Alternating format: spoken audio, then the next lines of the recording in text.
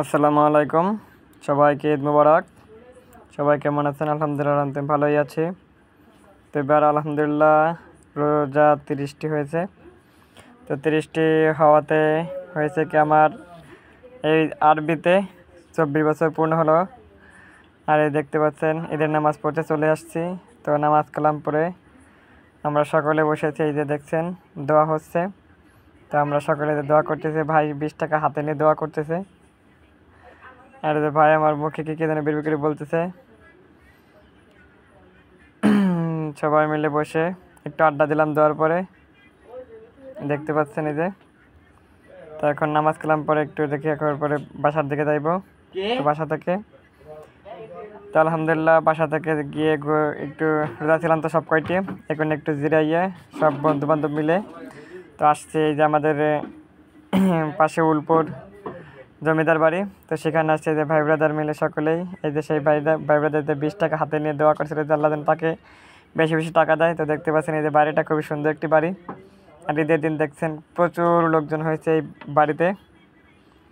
তো দেখুন সবাই খুঁটিনাটি ভিডিও করে। এই দেখুন ঢুকেই সামনে এই যে একটি ঝর্ণা আছে, ভালোই লাগে। বাড়িটা আসলে কয়েকবার আসছে, এখন 20 টাকা করে টিকিট করছে। আগে কয়েকবার আমি এসেছি, প্রায় 20 থেকে 25 বার এসেছি। তো তখন আর কি টিকিট ছিল না, এখন টিকিট করেছে 20 টাকা করে নেয়। আর এই যে দেখছেন বাড়ির পিছনে সেই পুকুরটি। তো এই সেই পুকুরে এখানে ঈদের দিন তো প্রচুর লোকই আসছে দেখতে, জায়গাটা খুবই সুন্দর।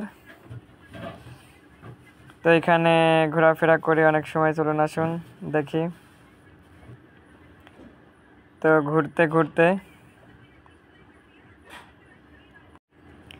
তো দেখে মিলল আমার এক ফুফাতো বোনের ছেলেই যে আমার ভাগ্নে। তো আমরা ঘুরে ফিরে এসে এই পাশে এসে একটু বসেছি।